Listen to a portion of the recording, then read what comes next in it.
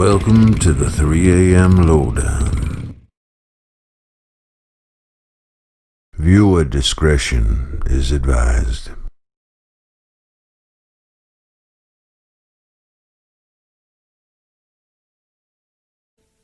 Hello, I'm Paul Weston, and this video is about false positive COVID infection test results, which sounds pretty tame, but in reality is of crucial importance because they reduce the true number of positive COVID infection results by somewhere between 90 to 100%. In other words, pretty much all of them. And the reason for this is because the inbuilt false positive error count in COVID testing, which is huge, is not being subtracted from the raw number of tests returning an apparent positive infection label. By this, and I'll just get this out of the way quickly, I mean that the total number of tests returning a COVID positive result are actually made up of a number of true positives and a number of false positives. And in order to establish the scientific accuracy of the overall test results, the false positives must be subtracted from the overall figure, which leaves a new, much lower figure of true positives. And if this was done today, the number of true positive test results are reduced by 90 to 100%. I know it sounds hard to believe, but it's very much the case, backed up by Professor Carl Hennigan of Oxford University Centre for Evidence-Based Medicine, and I'll leave a link to that below.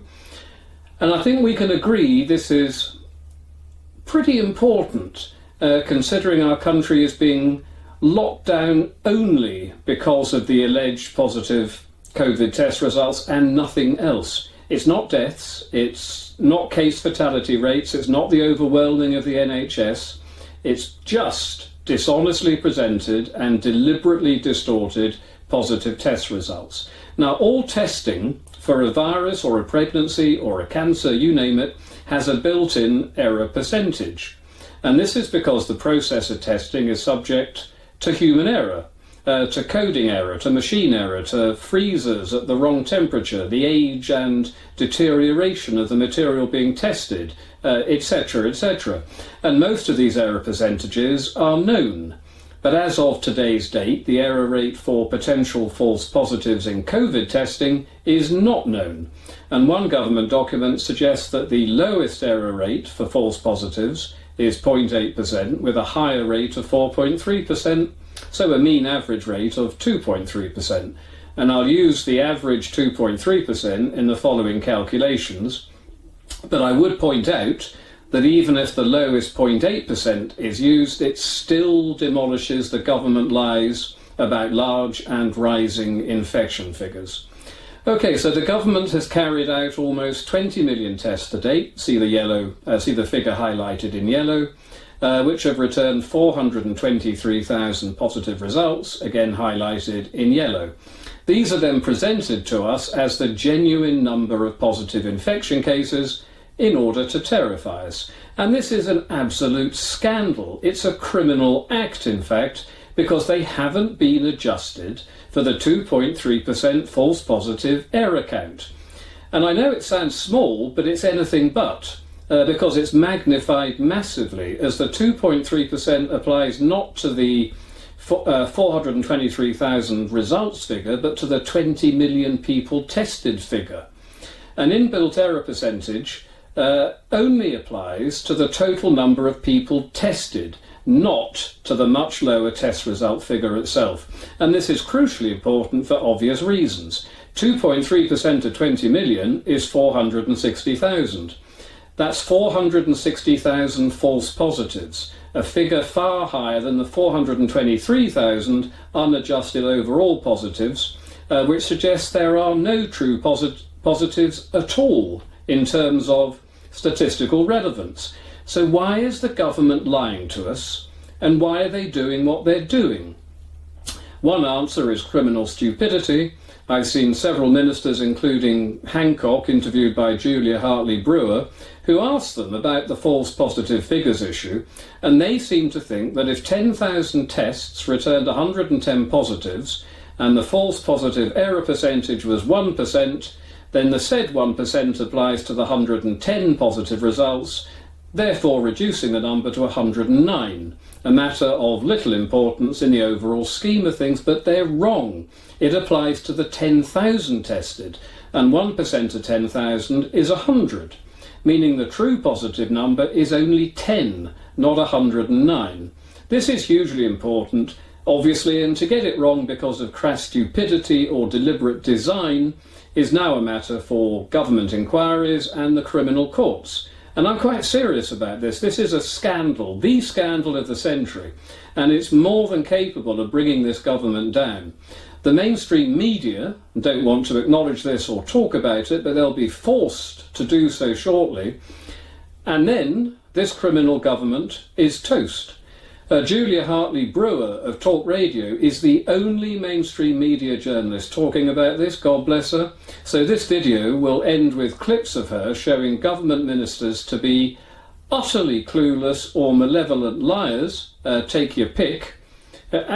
Actually, quite apart from their scientific ignorance, the overwhelming impression they all give is of loathsome smarminess and arrogance.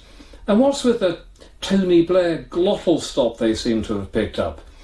Anyway, before the clips start, I will just say please study the links about false positive research I put underneath this video.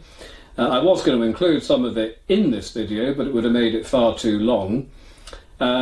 Also, please spread this video, download it and spread it far and wide because it is sure to be memory hold, and do please subscribe to my channel. Anyway, here's Julia exposing the ministers.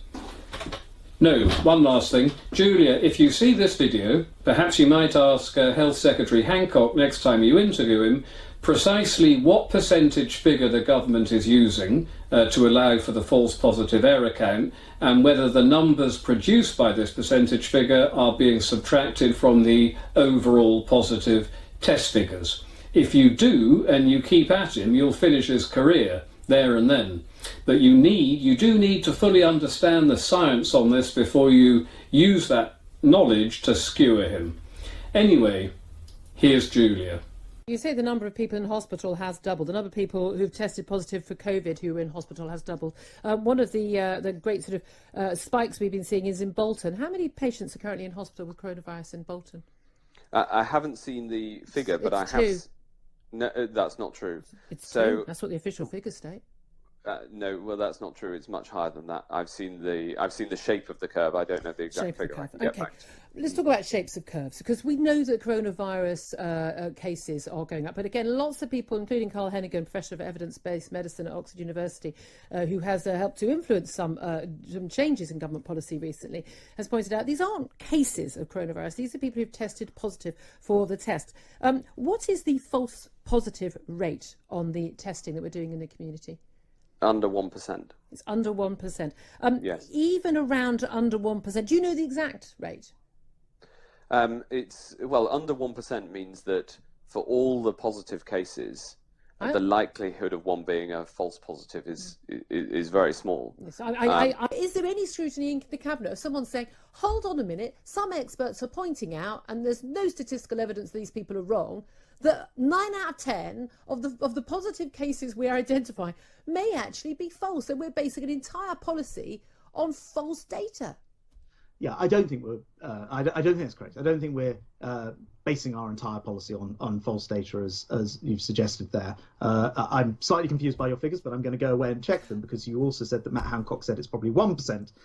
This is no, but I'm so sorry. This is my policy. This is a policy that's being made by people who don't understand the statistics and the science. Well, I'll do. I've got your phone number. I will send you the document to explain to you what this false positive paradox is. There, haven't you? You've said to me that Matt Hancock said it's 1 in 100. You've told me it's 9 out of 10.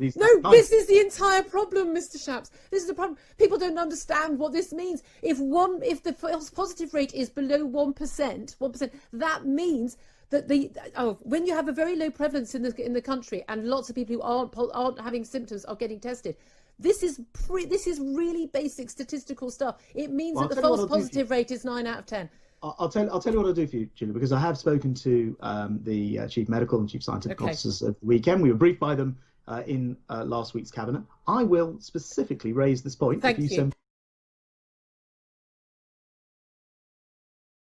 like, share, and subscribe, please. It helps out a lot. Thank you.